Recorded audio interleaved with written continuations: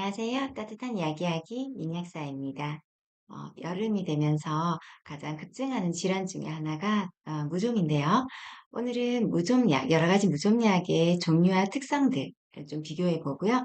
그리고 사용 방법, 그리고 일상생활에서 무좀을 예방하기 위한 생활 수칙 등에 관해서도 전반적으로 알려드리고자 합니다. 먼저 대표적으로 알고 계시는 무좀약 종류 두 가지를 먼저 비교해 드리겠습니다. 라미실로 많이 알고 계시는 테르비나핀 제제, 그리고 카네스텐으로 많이 알고 계시는 클로트리마졸 성분이 있는데요. 보이는 표는 무좀을 일으키는 진균의 세포막 합성 단계를 나타내고 있습니다.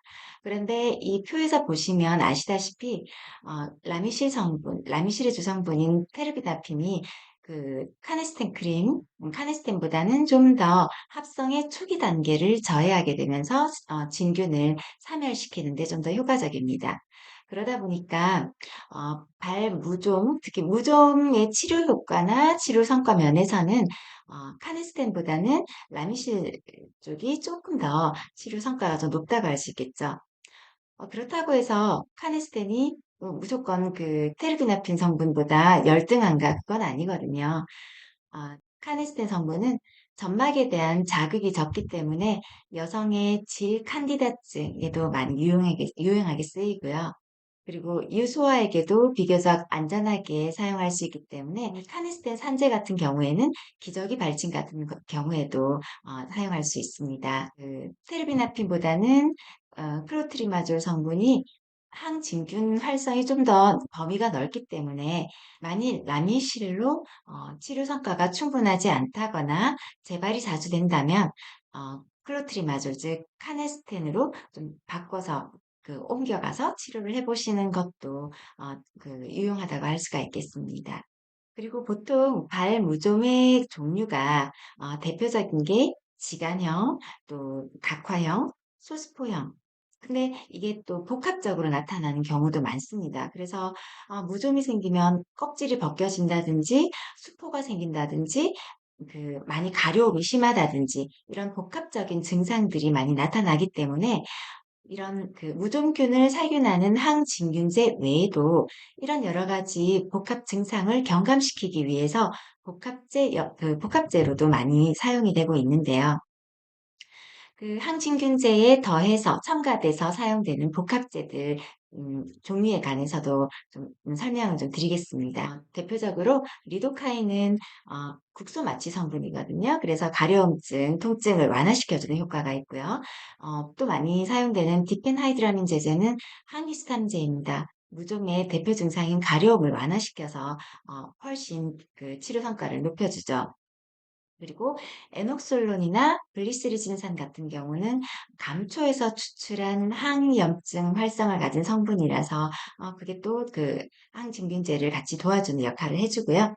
그리고 엘멘톨, 디엘캄파 같은 종류는 바르면 시원해지는 청량감을 주기 때문에 또 가려움에 많이 도움이 됩니다.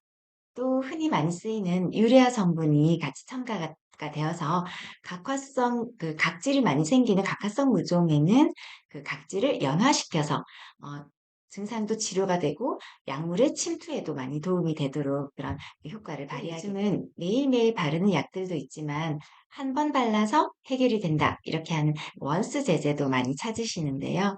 그 대표적인 약물도 좀 설명을 드리겠습니다. 라미실 원스 많이 알고 계시죠?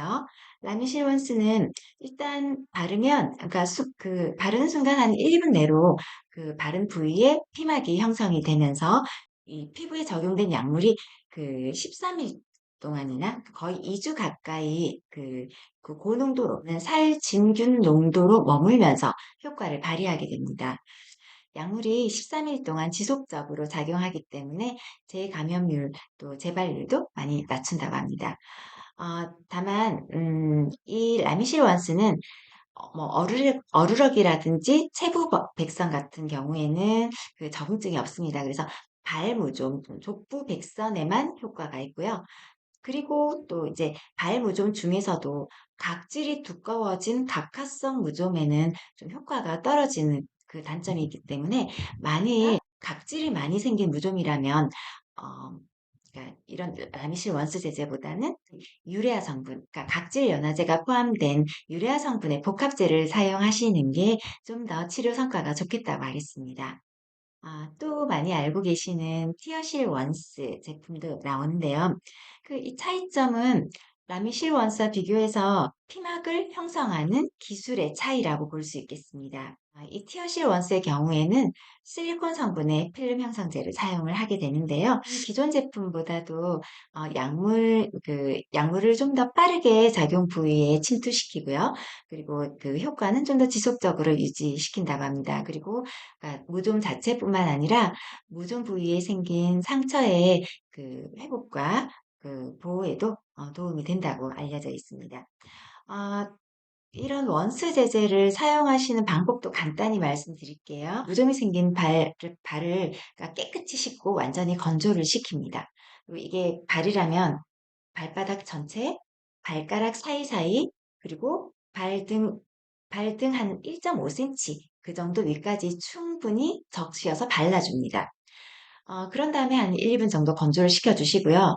중요한 건 1호부터 한 24시간 정도는 물 닿지 않도록 씻지 마셔야 되거든요. 그렇게 지켜주시면 한 2주 가까이 약효를 지속적으로 낼 수가 있는 그런 장점이 있죠. 매일매일 바르거나 하기 불편하신 분들은 원스 제제도 많이 찾으시고 그만한 효용성도 있다고 보여집니다. 또 요즘은 손발톱 무좀 때문에도 많이 일반 의약품도 찾으시고 처방받아 오시는 분들도 많으시죠.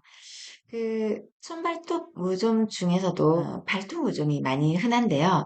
이건 주로 발에 생긴 무좀이 발톱까지 침범하게 되는 거죠. 그게 장기적으로 지속되다 보면 손톱까지 감염되는 경우가 많습니다. 그러니까 손발톱 무좀이 생기면 손발톱이 각질이 두꺼워지죠. 두껍고 변색되고 그러니까 부스러진다든지 손발톱이 변형되는 경우도 많이 생깁니다. 그러니까 미용상으로도 좋지 않고요. 점점 번지니까 빨리 치료를 하셔야 되겠죠. 네, 이런 손발톱 무좀은 일반 피부에 생기는 무좀과는 달리 이제 손발톱 자체가 딱딱한 케라틴 성분으로 되어 있기 때문에 약물 침투 자체가 힘듭니다. 그렇기 때문에 그러니까 장기간의 치료가 요구되기 때문에 어, 초기 치료가 중요하다고 할 수 있겠습니다. 이 손발톱 무좀의 치료제로서는 먼저 처방받으시는 경구용 먹는 무좀 약이 있겠죠. 대표적인 게 이트라코나졸과 플루코나졸 성분인데요. 이런 먹는 항진균제일 경우에는 그러니까 치료 효과는 상당히 높습니다. 하지만 간이나 신장에 무리가 될 수가 있고요. 그리고 다른 약들과의 약물 상호작용이 일어날 수가 있는 단점이 있기 때문에 장기간 동안에 외용제를 사용했는데도 잘 낫지 않는다든지 재발이 잘 된다든지 하는 경우에는 의료진과의 상담을 거쳐서 처방약을 복용하시는 게 좋습니다. 대표적인 약물로 우선 이트라코나졸은 보통 하루에 100mg을 사용하는데요. 200mg 내지 400mg의 고용량을 단기 요법으로 쓰기도 합니다. 그러니까 1개월 중 일주일 동안 400mg 단기 요법을 사용하게 되면 이후 3, 4개월 동안 효과가 유지되는, 지속되는 장점이 있는, 다만 이 약은 흡수율을 높이기 위해서 식사 직후에 복용하시는 게 가장 좋고요. 다른 위장약, 특히 제산제와의 병용은 피하시는 게 좋습니다. 또 많이 처방받아 드시는 약이 플루코나졸 성분이 있습니다. 이 약은 손발톱 무좀에 일주일에 한 번 150mg을 복용하도록 합니다. 보통 정상적인 손발톱이 자라날 때까지 복용을 하게 되는데요. 그 기간이 대체로 손톱은 3개월 내지 6개월, 발톱은 6개월 내지 12개월, 1년 넘게 복용하시게 될 수도 있습니다. 그래서 간이나 신장 기능이 많이 떨어지신 분들은 의료진과 반드시 상담하셔서 복용하셔야 되겠죠. 그 외에 바르는 손발톱 무좀약도 있습니다. 이런 바르는 무좀약은 그러니까 전신으로 흡수되지 않기 때문에 부작용이 적은 장점이 있는데요. 하지만 경구용 제제보다는 침투력이 좀 떨어지기 때문에 치료 효과는 조금 떨어지는 단점이 있습니다. 주블리아 외용액이나 로세르 네일라카, 로프록스 네일라카, 또 일반 약으로도 많이 쓰이는 풀케어 종류 이런 것들이 있겠죠. 무좀으로 고생하시는 분들이 가장 많이 호소하시는 게 재발률이죠. 그러니까 자꾸자꾸 치료된 것 같은데 또다시 재발되고 재발되고. 그러니까 이건 일상생활에서의 생활 수칙도 대단히 중요합니다. 먼저 손발을 항상 깨끗하고 건조하게 관리를 하셔야 되는데요. 항상 발에 땀이 좀 많이 난다 이러시는 분들은 그 다한증 치료제, 요즘은 바르는 다한증 치료제도 많이 나오니까 이런 것들을 사용해서 땀 분비를 좀 억제시키면서 치료제를 사용하시면 좀 더 치료 효과도 높아지는 그런 장점이 또 있습니다.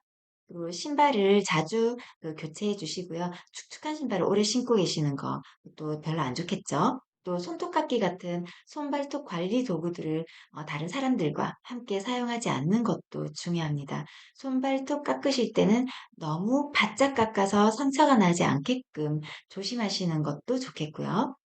또 발수건이라든지 슬리퍼, 어 욕실 매트 같은 것들은 가족들과 함께 사용하지 않으시는 거, 그것도 명심하셔야 되고요.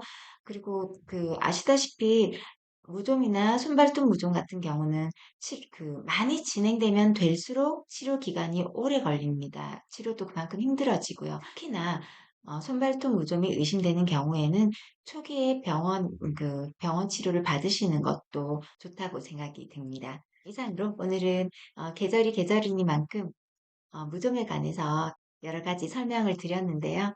이번 영상도 여러분께 많은 도움이 되셨으면 좋겠습니다. 감사합니다.